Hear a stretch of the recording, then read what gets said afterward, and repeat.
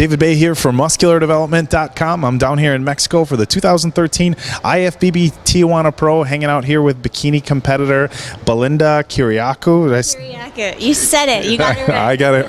I didn't screw that one up. Belinda, pretty crazy 2013 for you so far. You just turned pro in August. This is going to be your third pro show in 3 weeks. Talk to us a little bit about competing back to back to back, 1 week after the next. Some of the things you've done as far as your preparation.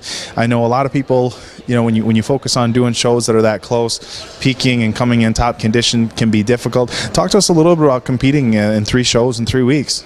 Well, first and foremost, I have to give big props to my husband, who's also my coach and, you know, my sidekick through this entire process. You know, basically, I won the Canadian Nationals at the end of August, and you know, we were thinking, you know, should we take some time off, break, but then we realized, you know what, I'm in shape, let's go with the momentum. It's such a blessing to have my IFBB Pro status. So we decided, actually, originally we were just going to do the Iowa, and then George was like, I think you should do Culver City too. I said, okay. He goes, and then you can do Tijuana. I'm like, all right. So, you know, we figured, obviously I'm going to be in shape, you know, continue with the momentum and just go.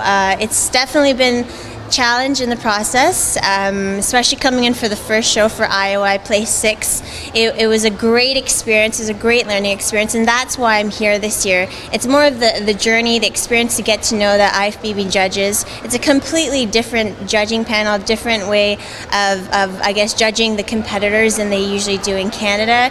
So knowing, you know, how they want my physique to be, because I do have an athletic frame.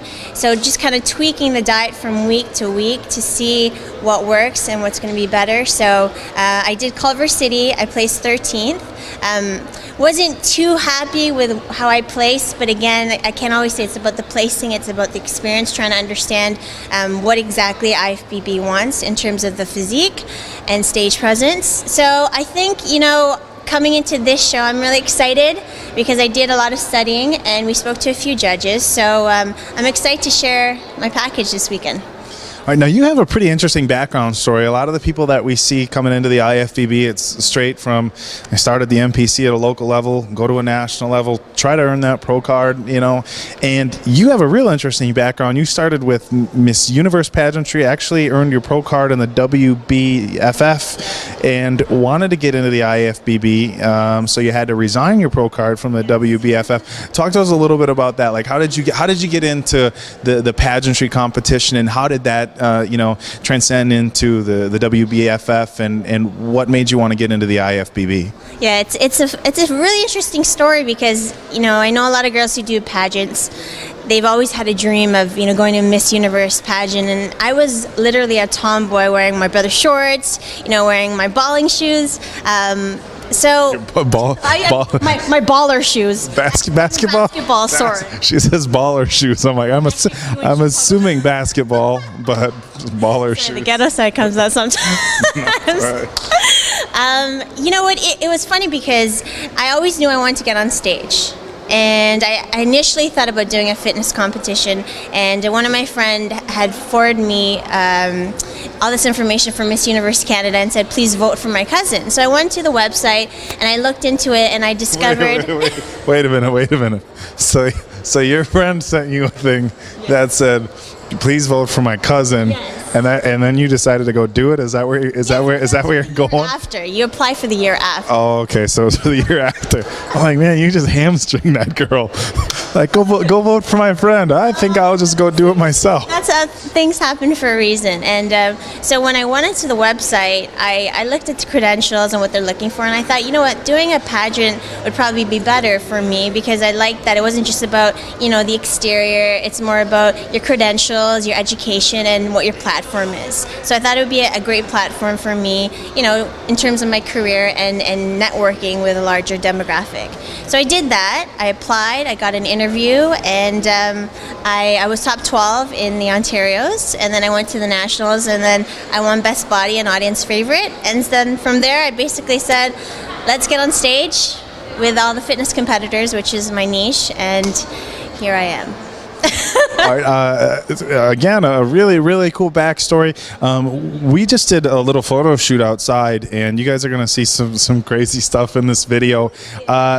There's a ledge that's about on the edge of the hotel. We're on the 3rd floor right now here, so we're about 30 feet up. There's a ledge that's about, I don't know, probably about 3 feet wide. That, you know, for picture purposes, we've had some cool pictures of some girls standing up on the ledge. I've gotten a little nervous myself. Our camera guy John here behind the lens, not quite as nervous as me. And you got up there and we're doing like handstands and somersaults on this 3-foot ledge, 30 feet off the ground, which leads me to believe that you had some kind of athletic background, or you're doing some kind of athletic training. Talk to me a little bit about your background in fitness before you got into competing, and some of the things that you're doing right now. One of the things I found out in talking before the show, your husband and your trainer used to be a professional MMA fighter, into boxing and stuff like that, and professional wrestler. So, and him and I had been talking, and your training is a little bit different than maybe some of the people who are just going into the gym and doing the regular lifting. Talk to us a little bit about some of the unique training that you do that some of the other bikini competitors might not be doing. Well, as you're saying, my husband, he's been in the industry for the last 25 years, so he's worked with a lot of pro bodybuilders back in his days. I don't want to give his age away. Oh, here we go. It happened. And he's, his style of training was a lot of athletic training as well, a lot of athletic conditioning. My background is I played professional competitive sports. I was a professional soccer player. I did a lot of volleyball and track and field and cross country. So it was just a match made in heaven, if you can say that. And I love weight training, but my biggest love is basically using my own body, and working out like an athlete does. I like to make sure that more so than looking good, it's important for me to feel great and to be functional. I've had a lot of injuries playing a lot of sports, and I've herniated my disc, so it's important for me to focus more on longevity of my health. And yoga has been a big vehicle in terms of helping me perform at my best, feel at my best, and coach my clients at their best as well. So a lot of conditioning, a lot of sports training, and a lot of yoga. All right. Well, it's obviously all paid off, and as you guys are going to see, the athleticism is second to none, and that's one of the things that that I've really touched on with some of the interviews with the bikini competitors, and I'm trying to really shoot down that mentality that these bikini girls are, and this isn't a derogatory term to you, but like these gym bunnies, and that's a reputation that some of these girls get.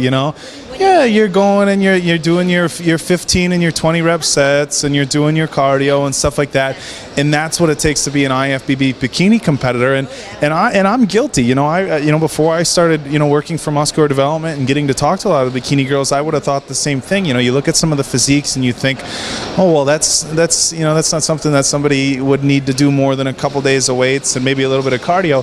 But in interviewing people like yourself and some of the other competitors, what you find out is that, man, these girls they're athletes, and you're probably, from what I just saw outside on the ledge, you're probably one of the better ones. So I think if you do half as good as the show tonight as you just did out on that ledge 30 feet above the ground, you should be in pretty good shape. And no more shows after this, and you and your husband are headed to Cancun, is that correct? Well, yeah, I just found out. He surprised me that I know I've been working my butt off, as he has as well. What I go through, he goes through it with me. So we're going to be flying off to Cancun. I'm getting some food, real food, pizza, chocolate, French fries.